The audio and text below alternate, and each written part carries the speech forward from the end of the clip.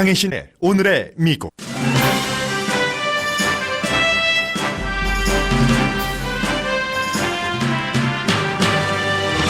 누가 뭐라 해도 트럼프 대통령의 김정은과의 회담은 좋은 출발이었고 2019년에는 진정한 결과를 기다리기 위한 인내를 보이는 게 최선이라고 워싱턴 포스트 칼럼니스트가 썼습니다. 영국 북부 축구팀이 구장에 북한을 방문하세요라는 광고를 등장시켰습니다. 이 축구팀은 광고에 대해서 발상의 전환을 할 때라고 말합니다. 연방정부 폐쇄가 쉽게 풀릴 것 같지 않은 지금 트럼프 대통령과 민주당은 정부 폐쇄 이슈에서 서로가 유리하다고 생각합니다. 유권자 마음의 방향은 두고 볼 일입니다. 사실 여부를 체크하는 폴리티 체크가 2018년의 사실 체크 가운데 10가지를 선정했습니다. 바지가랑이에 금방 불이 붙을 정도의 가짜에서부터 아닌 것 같지만 사실인 사실도 있습니다. 공화당 행정부에서는 규제를 없애는 게 우선 목표인데 지금 많은 회사들이 제발 규제 좀 해달라고 요청합니다. 오일 회사는 물론 드론, 증권 회사도 마찬가지입니다. 영국 신문 가디언이 지난 2년 동안의 트럼프 대통령의 국정수행 결과를 전하고 2019년을 예상했습니다.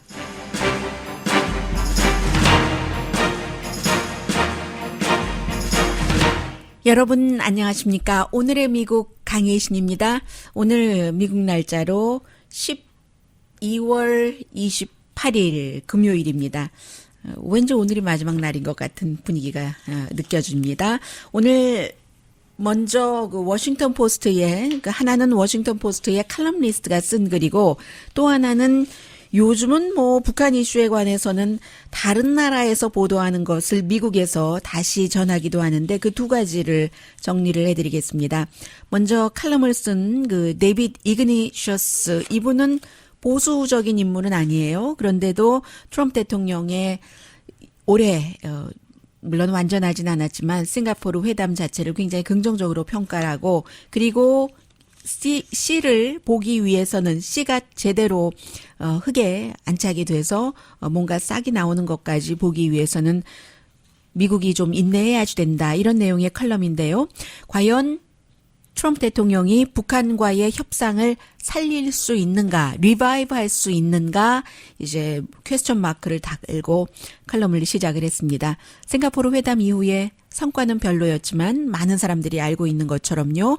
그리고 대다수의 전문가가 김정은 위원장이 과연 비핵화를 할 의지가 있는가 의심이 점점 깊어지고 있다. 다 우리가 아는 얘기를 한 앞에 그 두세 문장 쓰고 있습니다. 그러나 김정은이 비핵화하겠다고 한 것이 물론 비핵화에 대해서도 정의가 다릅니다만 속임수라고 판단하기는 이릅니다. 지금 중요한 것은 싱가포르 회담을 이제 사실로 만들어서 비핵화를 해가고 그리고 한반도에 평화를 정착시키는 것, 이것이라고 얘기를 하면서 최근에 그 부분에 대해서는 트럼프 행정부에서 올바른 시그널을 보여주고 있다고 얘기를 합니다. 얼마 전에 이제 한국을 방문한 그 스티븐 비건 북한 특별대사가 작기는 하지만 상징적인 것은 보여줬다는 거죠. 그때가 12월 19일이었습니다. 미국 사람들 여행 금지 시킨 것, 오토 원비어 사건 이후에 그것도 조금 검토를 하고 인도적인 지원도 마찬가지로 하도록 할 것이다 하는 이런 것이나, 아니면 이제 직접적으로 트럼프 대통령이 12월 24일에 많은 사람과 조직을 비난을 하면서 북한에 대해서는 또 좋은 얘기를 했잖아요. 스티브 비건과 또 다른 그동안 북한을 여러 번 방문을 했었던 앨리슨 후커와 함께 북한에 관한 그 보고를 들었는데 지금 2차 정상회담을 하는 것 진전이 있다, 결과가 좋다는 트럼프 대통령의 이 말 자체가 좋은 시그널이라고 얘기를 하고 있습니다. 지켜보자고 말을 하는데 그 말은 사실은 이 이그네셔스, 데이빗 이그네셔스 워싱턴 포스트 칼럼니스트만 하는 얘기가 아니라 마이크 폼페오 국무장관이 요즘 인터뷰만 하면은 좀 지켜봅시다 라고 계속 얘기를 하거든요. 며칠 전에 이제 특히 NPR 방송과 긴 인터뷰에서 말을 했는데, 최근에 이 같은 그 미국의 움직임이 북한의 김정은 위원장을 구슬리기 위한 것이다. 그래서 지난 몇 개월 동안 6월 달 이후에 북한이 이제 비핵화를 어떻게 하겠다는 것인지 미국으로서는 그 로드맵을 기다렸고, 로드맵이 없으면은 미국 내부에서 그 트럼프 대통령의 북한에 관한 행보를 걱정하는 그 사람들 그룹이 너무 많기 때문에 역풍을 맞을 수도 있다. 그러면서 2차 회담을 하는 것에 라고 얘기를 하는데, 뭐 며칠 안 남았습니다. 다음 주 화요일이에요. 미국 날짜로 1월 1일이 화요일이고 시차가 조금 있으니까 어쨌든 미국 날짜로 화요일이 되면은 북한의 신년사에서 김정은 위원장이 무슨 말을 하는가, 그 안에서 이제 해답을 찾을 수 있다고 그 보는 거죠. 그리고 역시 그 좀 전에 말씀드린 비핵화에 대한 정의에 대해서 북한이 이제는 그 노골적으로 6개월쯤 지났으니까 우리가 언제 북한만의 비핵화를 한다고 했는가, 평양을 위협하는 미국의 무기도 한반도에서, 그 무기라는 건 모든 걸 포함하잖아요. 주한미군도 포함하고 뭐 훈련도 포함하고 한반도 주변에 배치한 미국의 여러 가지 뭐 항공모함까지도 예를 들면 그런 무기도 걷어내는 거다. 그것이 한반도의 비핵화다. 싱가포르 회담에서 그 코리안 페닌슐라의 비핵화라고 얘기를 했지, 노스코리아의 비핵화라고 문서화하지 않았으니까요. 그래서 항상 문서가 중요하다는 거잖아요. 그때는 아무 말 안 하고 있다가 이제는 말하기 시작합니다, 북한이. 그렇다고 북한이 이 같은 모든 미국의 무기도 남한 쪽에서 걷어내라고 한다고 하면서도 미국과의 협상을 완전히 무효로 하는 것은 아니다라고 다시 강조를 하면서요. 미국 내 그 사정을 얘기를 하는데, 미국이 이제 1월 3일이면은 그 하원이 민주당의 컨트롤이 되지만 민주당이 트럼프 대통령을 비난한다 하더라도 민주당의 기본은 외교 정책에 있어서 공화당보다는 훨씬 더 비둘기잖아요. 전쟁하면 안 된다라고 얘기를 하는 건데, 그런데 이렇게 주장을 해온 민주당이 트럼프 대통령이 북한과 잘 지내는 것을 만약에 비난을 하면은 비난을 한다 하더라도 군사공격해라, 강성으로 나가라를 할 수가 없다는 거예요. 민주당의 문의를 가지고 만약에 그렇게 한다면 큰 실수다라고 컬럼리스트가, 트럼프 대통령을 그다지 그에게 그 호감을 갖고 있지 않은 컬럼리스트인데도 민주당에 경고를 하고 있습니다. 94년도에 빌 클린턴 전 대통령 당시에 제네바 협약이 깨지는 것처럼 쉽게 트럼프와 김정은 사이에 싱가포르 회담도 깨질 수가 있다. 지금 이제 공화당이 다수당이 아니기 때문에 라고 얘기를 하면서 이것을 지키려면 북한도 해줘야지 되는 최소한의 것이 있죠. 해주고 있습니다. 아직까지 뭐 여러 가지 핵 테스트라든가 미사일 테스트를 하고 있지 않으니까. 북한이 그런 어떠한 종류의 테스트를 할 때 북한은 더 이상 미국과 협상할 뜻이 없다라는 신호로 보는 거죠. 그런데 아직까지는 북한에서도 그런 건 나오지 않고, 트럼프 대통령도 마찬가지로 북한에 대해서는 잘하고 있다는 겁니다. 트럼프 대통령의 어떠한 그 국제 정책 하면은 인내력 없음, 호언장담, 이게 특징인데, 그런데 묘하게도 북한과만은 성공하고 있다. 그 디테일을 북한이 주기를 정말 인내심 좋게 기다리고 있다라고 얘기를 합니다. 그리고 역시 NPR과의 인터뷰에서 마이크 폼페오 국무장관도 인스턴트로 그 푸딩을, 아무리 그 푸딩이라 하더라도 몇 분은 걸리잖아요. 몇 분이 뭡니까? 저도 하도 푸딩을 만들어 본 지가 오래돼서요. 냉장고에 넣어도 아무튼 일정 시간이 필요하잖아요. 그리고 좀 쫀득쫀득해졌을 때 탄력 있게 우리가 푸딩의 맛을 인조이할 수 있듯이, 그렇게 미국도 북한에 대해서 좀 그 기다려야지 된다. 딱딱해지기까지를 라고 얘기를 합니다. 외교 정책에서 트럼프 대통령이 많이 잘못했지만 북한과 싱가포르 회담을 한 그 자체도 완전하진 않아도 아주 좋은 시작이었다고 하면서, 상식이 있는 사람들은 트럼프 대통령이 김정은 위원장과 대화하기를 희망을 한다. 설령 싱가포르 회담이 쇼적인 그 보여주기 위한 그 기질, 특질이 많았다 하더라도 그로써 시작된 이러한 것들이 진짜로 그 씨를 뿌려서 뭔가를 그 싹이 돋아나고 열매가 돋아나고 하는 것을 보기를 바라면서 미국도 할 수 있는 것을 해야지 된다는 것. 이것을 이제 데이빗 이그네시어스 워싱턴 포스트 칼럼니스트가 본인들의 칼럼에서 오늘 썼습니다. 경제 제재를 풀어줘야지 된다. 이런 얘기는 그러나 미국 측에서는 아무리 그 진보적이거나 아니면 트럼프 대통령의 대북 정책을 지지하는 사람들 입에서도 손에서도 그 글이나 소리가 나오지 않고 있습니다. 그리고 이제 이 내용은 기사인데요. 워싱턴 포스트가 영국의 그 축구팀, 저는 모르는 축구팀이에요. 이 그 블리스 스타튼이라고 영국의 북부 리그, 내셔널 리그 그 북부에 속해 있는 그 팀이랍니다. 작은 팀인 것 같아요. 그래서 이제 그 스테디움이 클로프트 파크이라는 데인데 며칠 전에 이제 경기가 있었는데 그 경기장에 한 5천 명의 팬이 모였다고 하니까 이제 큰 팀도 아니고 큰 경기장도 아닌 거죠. 그런 때는 스폰서가 더 필요한 거죠. 광고주가 말하자면 스폰서십이 필요한 것인데 그 축구 경기를 딱 시작을 했는데 아주 그 큐리어스한 배너가 걸려 있다는 겁니다. Visit North Korea.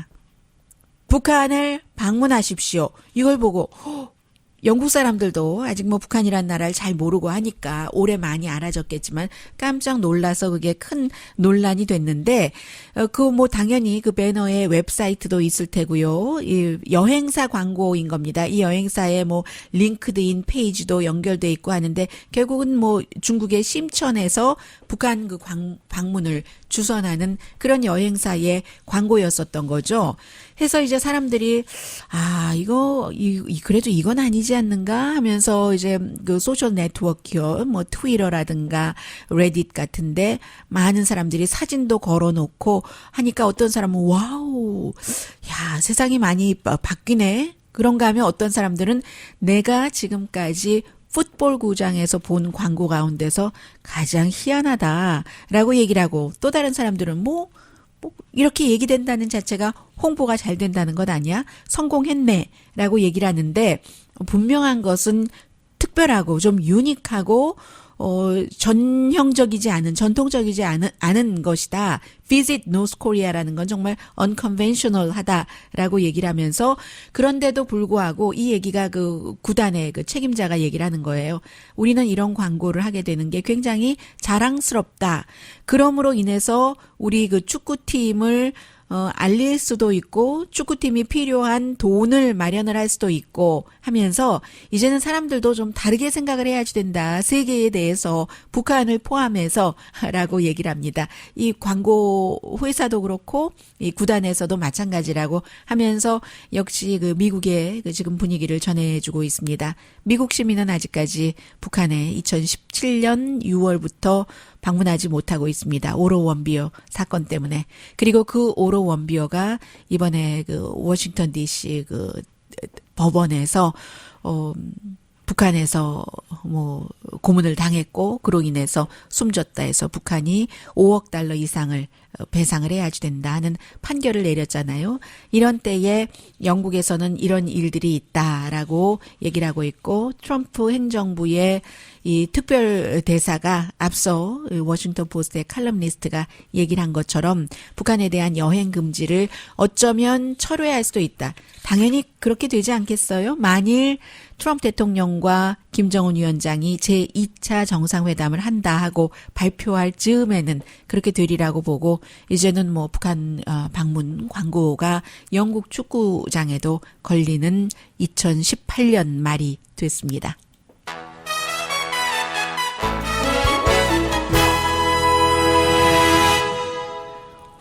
잠시 뒤에는 이제 뭐 다음 주 월요일에도 오늘의 미국에서 당연히 이런 이슈가 나갈 텐데 어떠한 매체에서 그 매체의 특성으로 보는 한 해 2018년이 되겠습니다.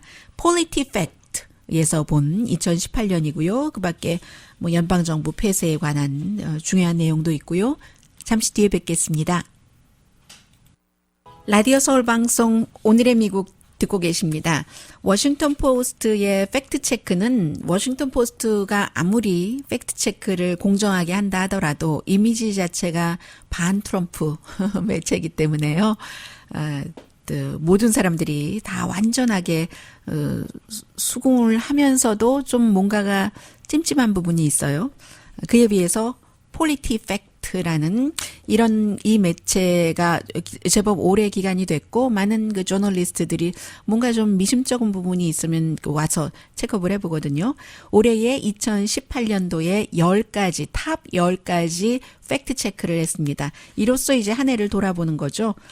그런데 미국식이 아니라 한국식으로 넘버 10부터 했네요. 보통 넘버 1부터 10으로 가는데 한번 보겠습니다. 여러 이슈가 많았죠. 올 한 해도 되돌아보시면 넘버 10은 트럼프 대통령이 정말로 바보 같거나 바보 이하인 사람들만 이 우정국이 아마존 물건들을 배달하면서 손해본다는 것을 안다.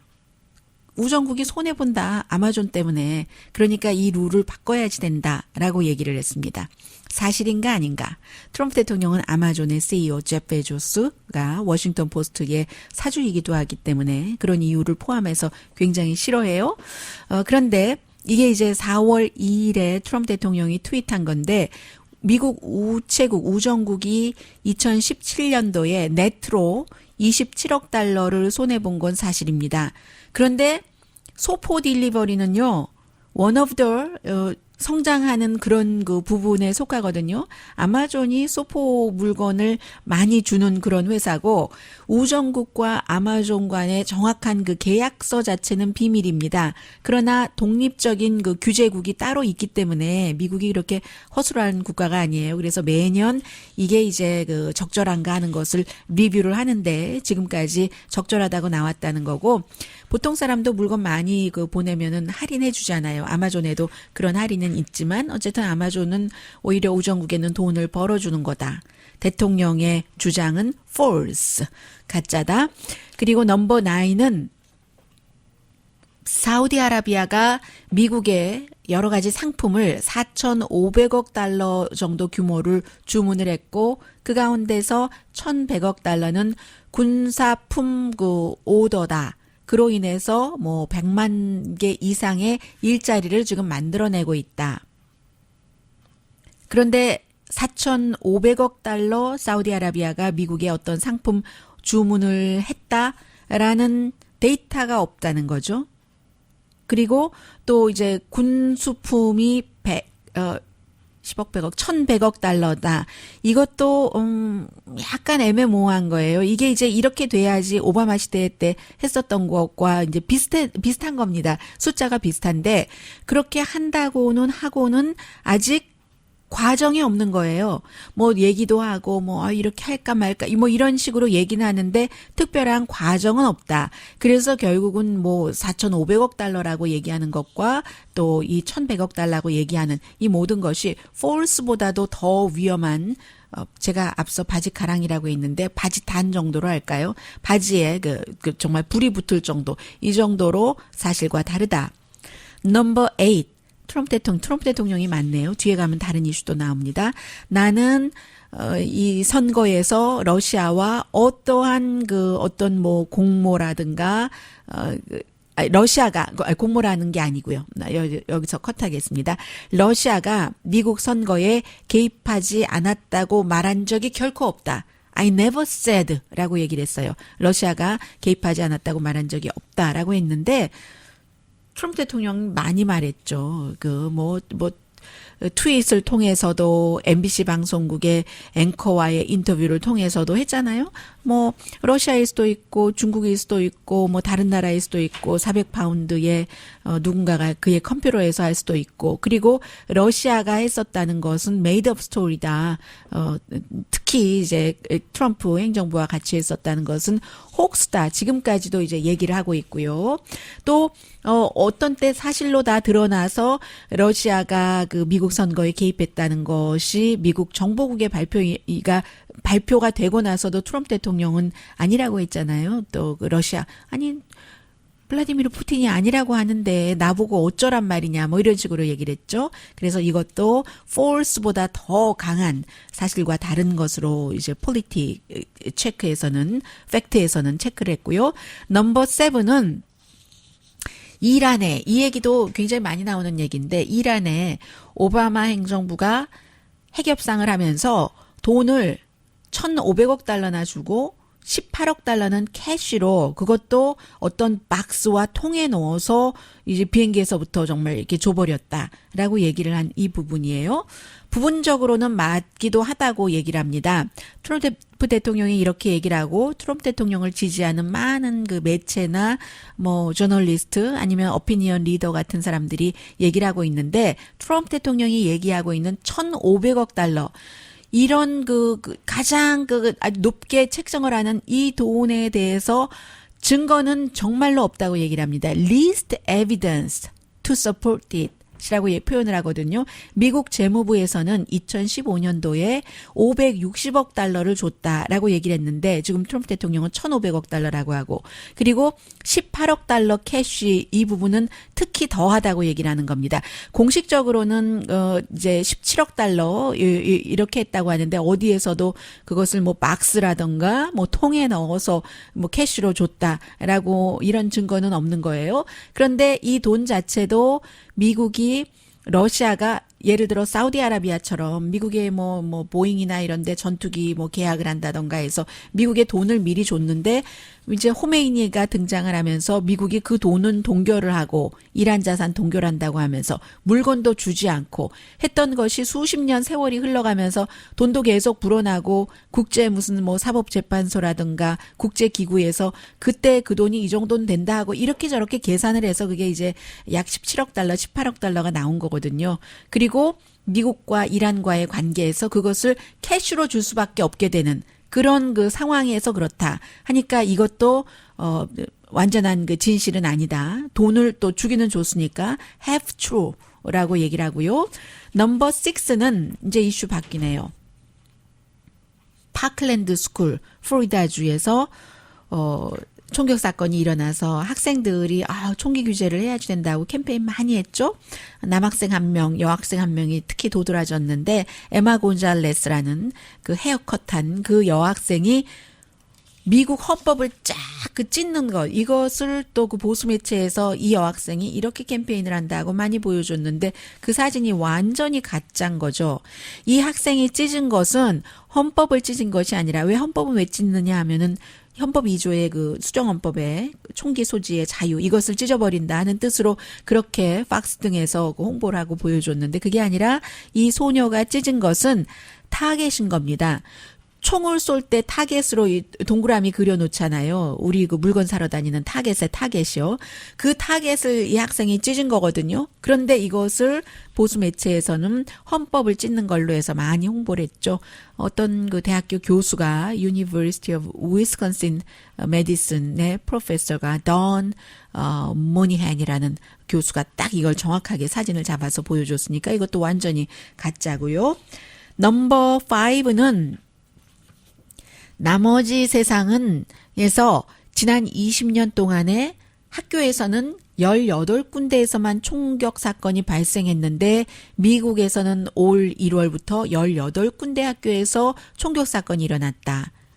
이것은 그 TV 저널리스트고 뭐 작가이기도 한 제프 그린필드 씨가 얘기를 한 건데 본인이 나중에 그 사과를 했어요. 지난 20년 동안 미국을 제외한 다른 나라에서 18군데 학교에서만 총격 사건이 일어났다? 상식적으로도 좀 아니잖아요.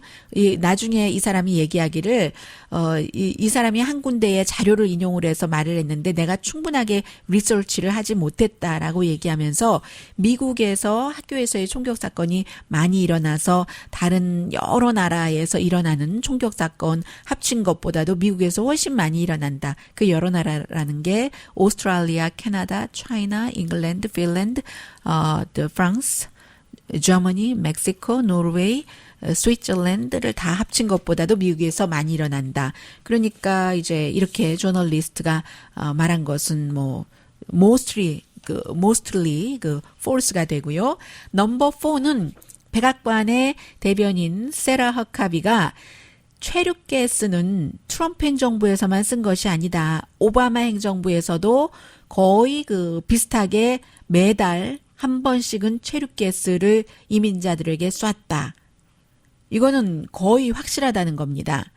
그 이민자들에게 2012년부터 2016년도까지 국토안보부의 자료에 따르면 국경수비대가 79번, 그러니까 평균 한 달에 1.3번 최륙가스를 쏘았다 하는 얘기예요. 그러니까 mostly 그 진짜가 되는 거죠. 처음으로 mostly 그 true가 나오네요. half true는 있었어도.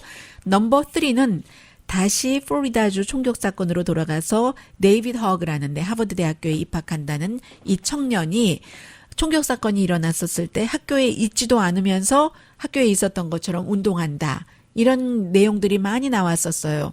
그랬는데 실제로 학교에 있었죠. 총격 사건이 발생한 그때 한 2시 30분쯤에 그때 이제 총격 사건이 좀 늦게 시작됐네요. 그래서 이제 본인이 이 학교 학생이 학교 신문사 기자인가 그래요. 그래서 본인이 그 셀폰을 가지고 비디오를 현장을 다 촬영을 했는데 보수에서는 이 플로리다주 총격 사건에 대해서 굉장히 그 학생들을 어린 학생들 아직 18살 안 된 학생들이거든요. 비난을 많이 했어요. 팍스의 로라 잉그램 등등이. 그런데 결국은 그런 주장은 정말로 false보다 더한 그 바지에 불 붙을 정도의 가짜고요.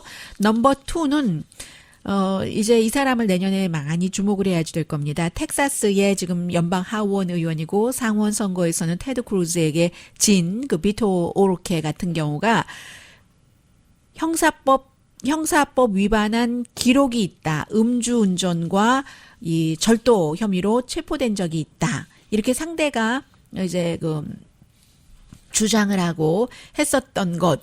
이건 사실입니다. 완전한 사실이에요. 정확한 겁니다.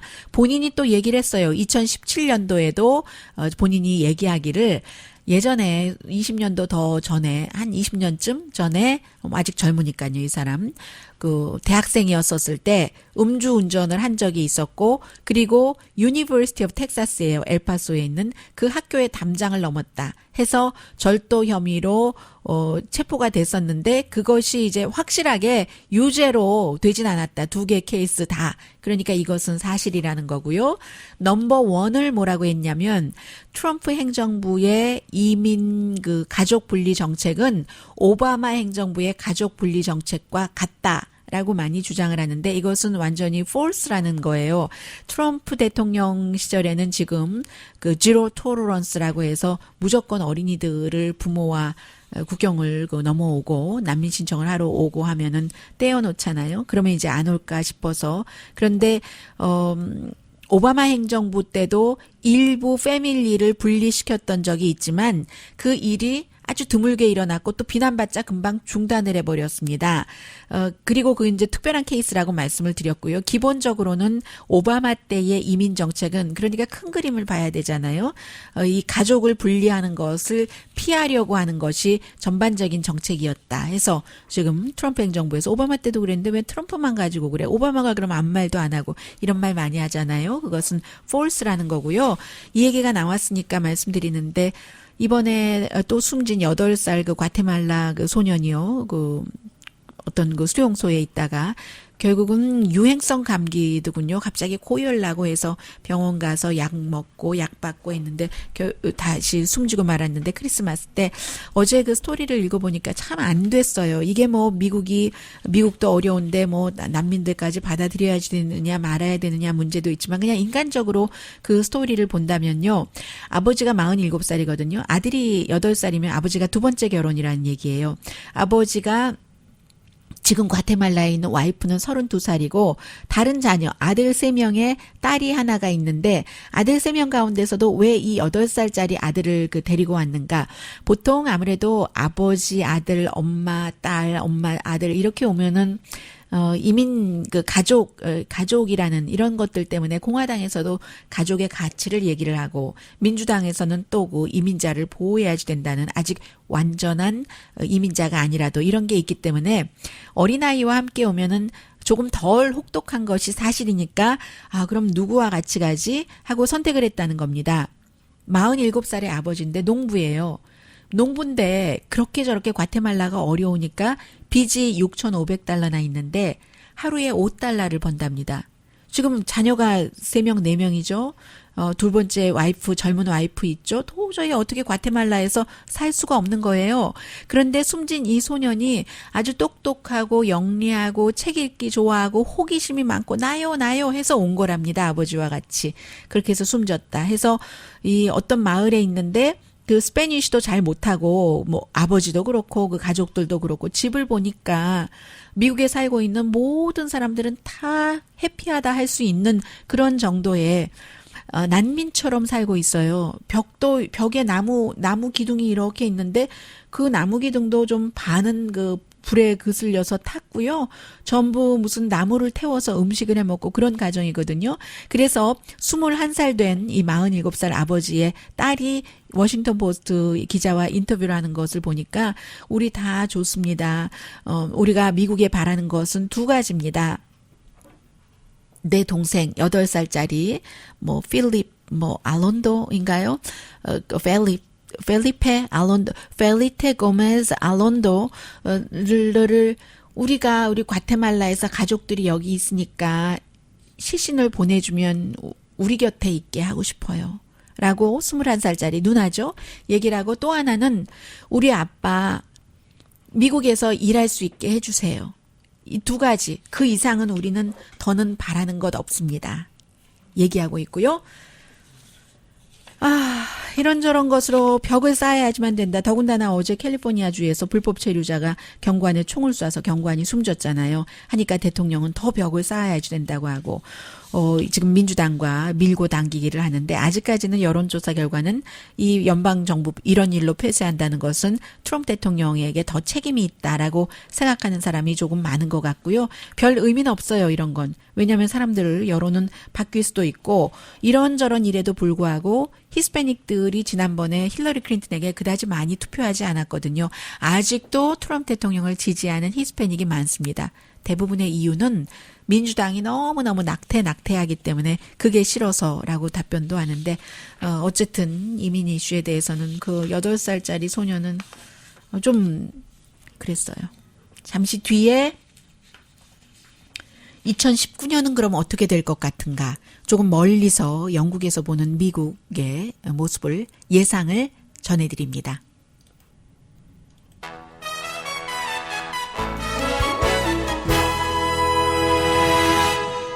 라디오 서울 방송 오늘의 미국 듣고 계십니다. 역사적인 오름과 역사적인 내림 이런 것들이 어느 게 먼저였었죠?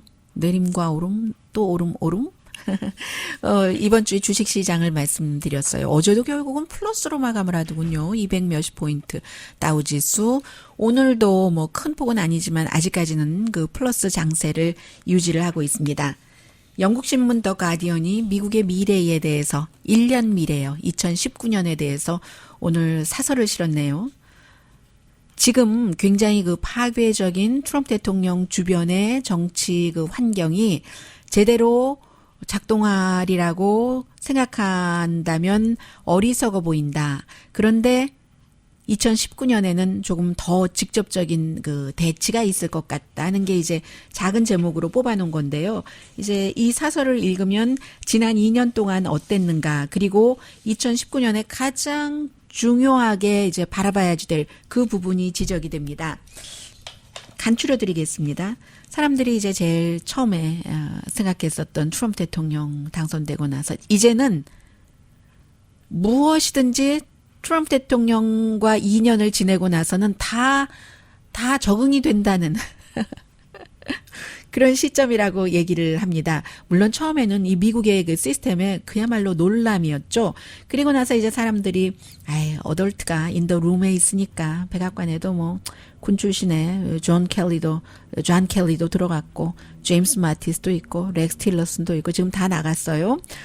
그래서 그런 사람들이 미국의 가치, 미국의 이해, 그 동맹 같은 것을 보호를 해줄 것이라고 믿었고 월스트리트도 마찬가지의 그 비슷한 배팅을 했다는 겁니다. 그런데 트럼프 대통령은 그런 그 정책을 용납하지 않았다는 거죠. 해서 이제 이번 주, 지난주 계속 이제 월스트리트의 흔들림 같은 것도 경험을 했고 2년 지나고 보니까 전보다 더 클리어해졌는데 트럼프 대통령의 그 백악관에서는 결국은 제임스 마티스 국방장관도 박차고 나갈 수밖에 없는 것.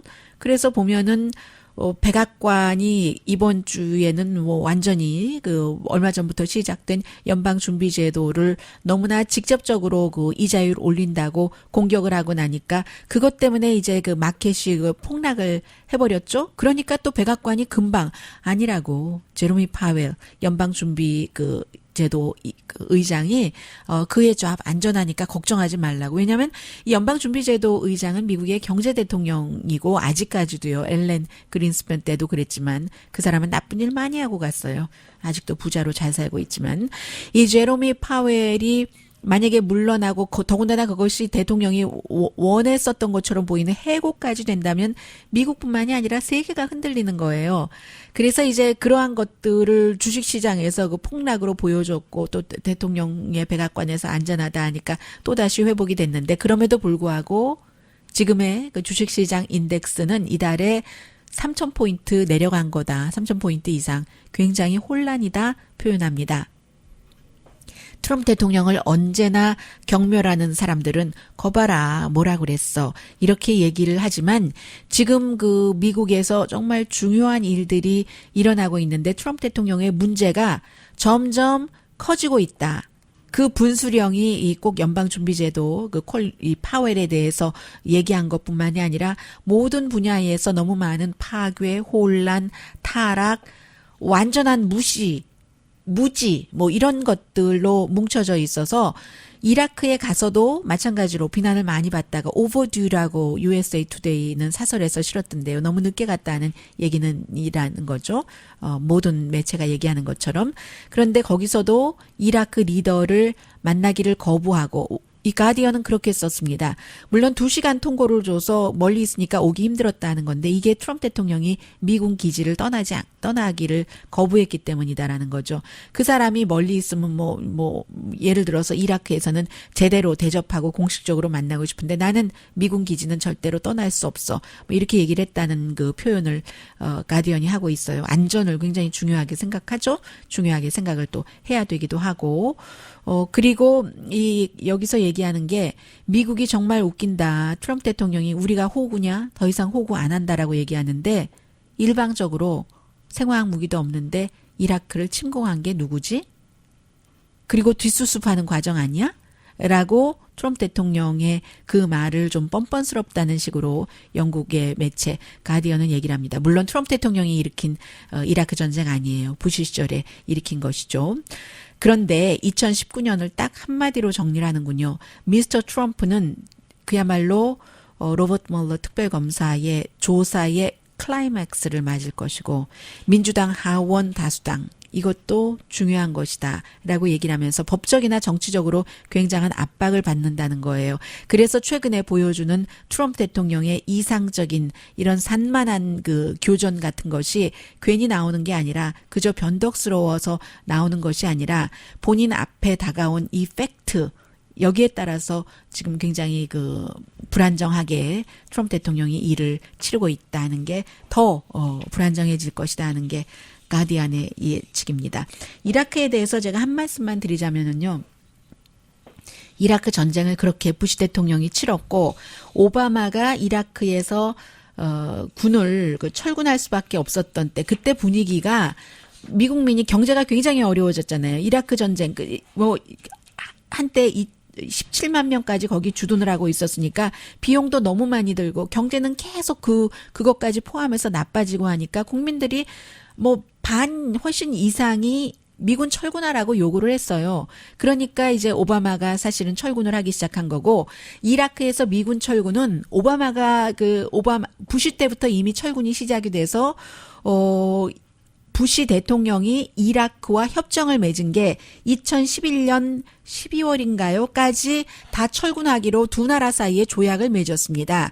그리고 이제 그 조약에 따라서 만약에 오바마도 싫었다면 안 했겠죠. 그러나 오바마라는 사람이 워낙에 전쟁도 싫어하고 다른 나라에 개입하는 것도 싫어하고 더군다나 부시 행정부 시절에 이라크와 조약까지 맺었으니까 그런저런 수순에 따라서 이제 그 철군을 한 것이다 하고 말씀드리고요.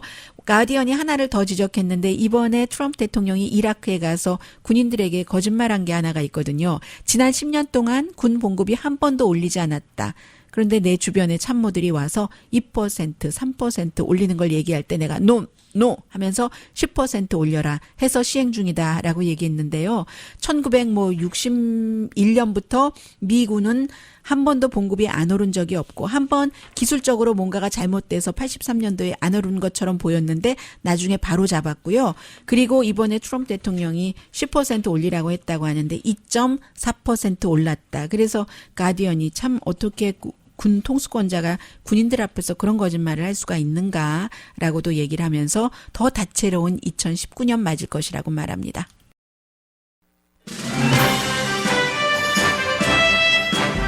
아유, 이렇게 짧게 전해드려야지 되나요? 이제 행정부에서 규제를 안 하려고 하는데 드론 회사, 또 무인 자동차, 자동차 회사, 전기 자동차, 또 얼굴 인식 프로그램, 온라인 사생활 보호 이런 회사들에서는 여러 가지 세계적인 추세나 상업적인 그런 그 추세에 따라서 우리를 제발 규제 좀 해주세요. 이렇게 그 연방 정부 측에 많이 요청한답니다. 강희신이었습니다. 월요일에 뵙겠습니다. 마지막 날이에요.